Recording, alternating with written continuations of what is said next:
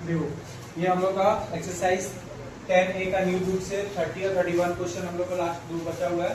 तो 30 question number 30 में हम लोग का क्या बोला है कि angle A and angle B are acute angle such that tan A equal to tan B, then we have to prove that angle A equal to angle B। तो हम लोग जो tan B करते हैं वो हम लोग क्या करते हैं, जनरली राइट एंगल ट्रायंगल में लेते हैं, इसलिए हम लोग एक राइट एंगल ट्रायंगल ड्रॉ कर लेंगे, ठीक है।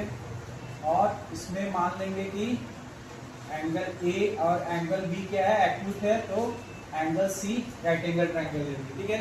तो एंगल सी हम लोग का राइट एंगल ट्रायंगल का एंगल 90 डिग्री हो गया, ठीक है। तो let in right triangle A B C, angle C is equal to 90 degree, angle A and angle B are acute such that tan A equal to tan B। To prove हम लोग proof क्या करना है, तो prove करना है that is angle A equal to angle B होगा, ठीक है। तो first of all when theta equal to angle A, अगर एंगल A मेरा थीटा है, यहाँ पर थीटा है, ठीक है, तो उसके सामने वाला ये परपेंडिकुलर होगा, ये बेस होगा, हाइपोटेनस रहेगा, ठीक है। तो therefore P equal to BC, ठीक, B equal base B equal to AC and hypotenuse H equal to AB। तो therefore tan A equal to that is P by B होता है, तो P हो गया हम लोग का BC बाई AC, इक्वेशन 1, ठीक है।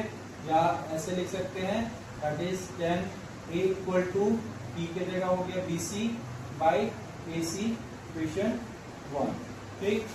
और ये कब था, जब थीटा हम लोग का एंगल A पे था, ये परपेंडिकुलर हुआ, ये बेस हुआ और ये हाइपोटेनस हो जाएगा, ठीक है।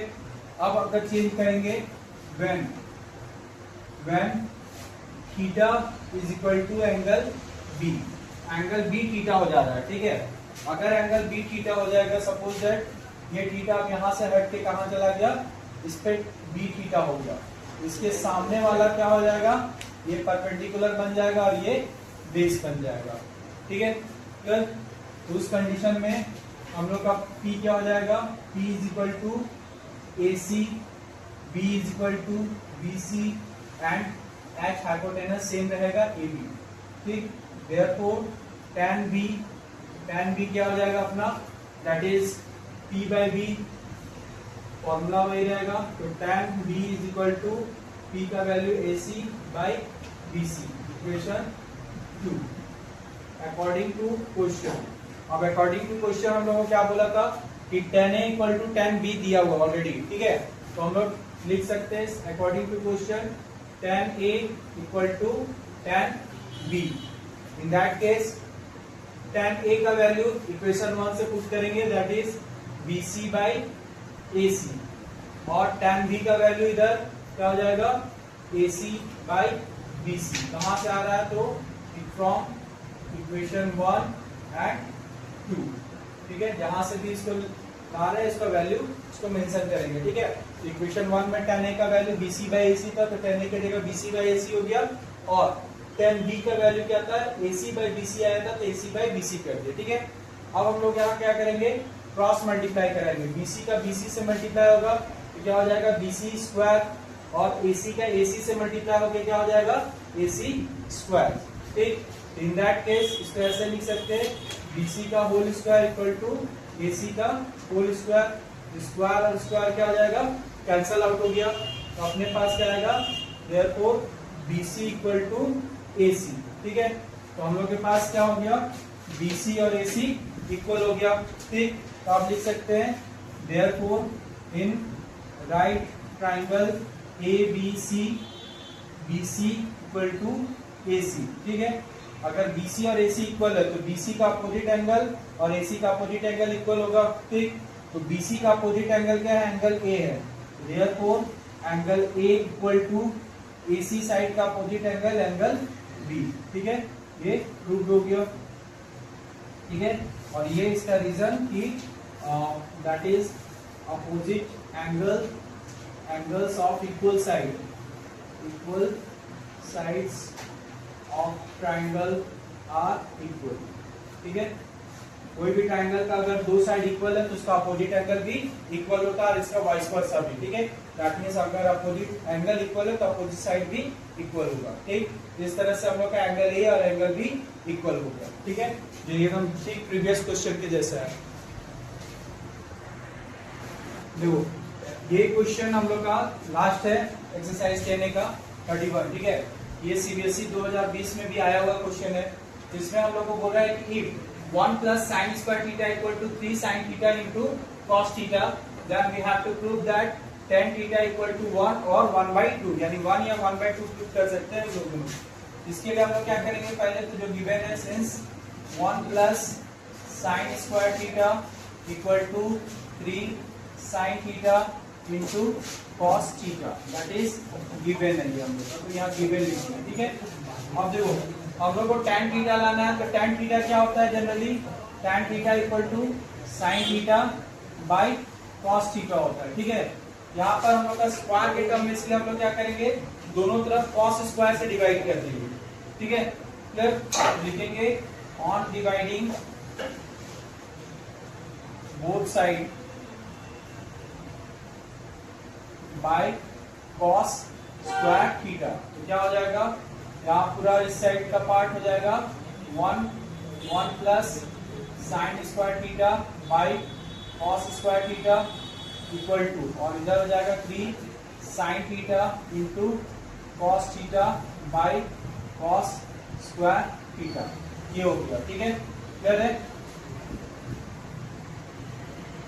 अब देखो इसको ब्रेक कर लेंगे, जैसे एलसीएम करते थे, तो यहाँ पर हो जाएगा 1 by cos square theta plus sine square theta by cos square theta equal to, इधर क्या हो जाएगा, अपने पास cos का स्क्वायर है तो इसको 3 into sine theta into cos theta divided by cos theta into cos theta.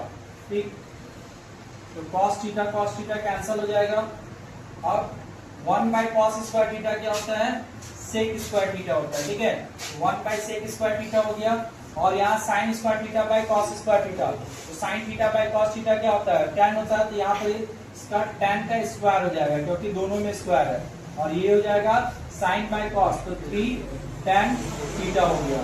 ठीक है, अब हम लोग को चाहिए था एक्चुअली tan में लाना है, जबकि अपने पास क्या है, सेक है, तो इसमें हम लोग आइडेंटिटी यूज करते हैं। ठीक, आइडेंटिटी किस तरह से, जैसे सेक स्क्वायर थीटा क्या होता है, 1 प्लस tan स्क्वायर थीटा होता है, तो ये 1 plus tan square theta plus ये tan स्क्वायर थीटा, और ये हो गया 3 tan थीटा। ठीक, यहाँ पर आइडेंटिटी कौन सा यूज किया हम लोग, ये आइडेंटिटी यूज हो रहा है, that is sec square theta equal to 1 plus tan square theta. इससे पहले हम लोग आइडेंटिटी यूज नहीं किए थे, इसमें पीबीएच करके बना रहे थे, इसमें भी पीबीएच करके बनाएंगे तो हाफ आएगा। ठीक है, यहाँ पर फिलहाल क्या हो गया, अपने पास हो जा रहा है 2 tan स्क्वायर थीटा प्लस 1, और फिर ये कितना है, इक्वल टू 3 tan थीटा हो गया।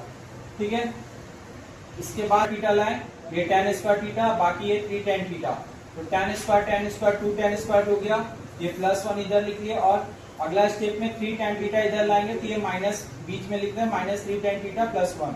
अब ये क्या है, एक तरह का क्वाड्रेटिक इक्वेशन में आ गया, तो क्वाड्रेटिक इक्वेशन में बीच वाला टर्म को फैक्टराइज करना रहता है। ठीक है, तो 3 लाने के लिए यहाँ 2 1 जा 2 हुआ, और 2 लाने के लिए 3 को कैसे ब्रेक कर सकते हैं, 2 प्लस 1 करने से 3 भी होगा, और 2 1 जा 2 भी हो जाएगा। ठीक है, क्लियर। तो इस तरह से हम लोग का 3 की जगह 2 प्लस 1 लिखेंगे।